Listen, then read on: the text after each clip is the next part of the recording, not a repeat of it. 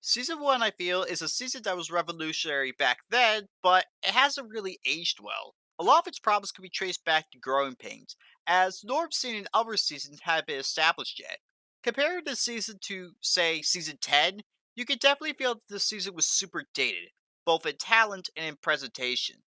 One example of Norm not being established yet comes to there having to be a winning team, and that Ramsey could not overrule the nominations.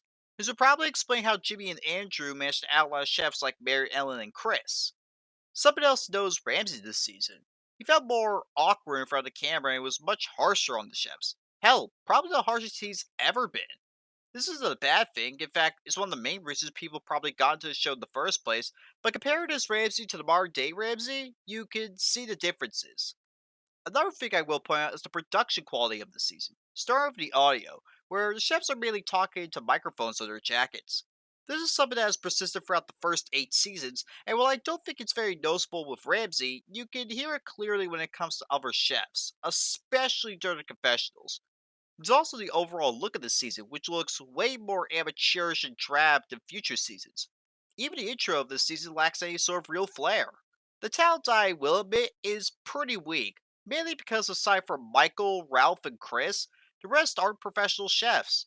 The only two non-professionals who aren't terrible are Jessica and Elsie, and even then, they aren't great either.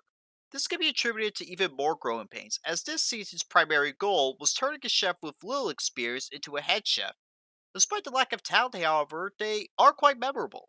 Dewberry's quite funny, Andrew had a small redemption arc, Jeff had an amazing quit, Elsie was very sympathetic, and Ralph and Michael were two very solid finalists for a first season. Speaking of Michael, personally, I think he's a fantastic winner, one of my favorites, but I can understand why some people wouldn't rank him high. He's a chef who won primarily due to the status quo not being established yet, where instead of leadership, it was bare food. Nowadays, I do think that Ralph would have won over Michael, considering he had better leadership overall, but Michael is still an iconic winner, primarily for creating the past sabotage, and You guys cook like old people fuck. aside from the aging issues, I think this season is fine overall. I can't be too harsh on it since it was the first season, and of course, new shows do have growing pains to go through.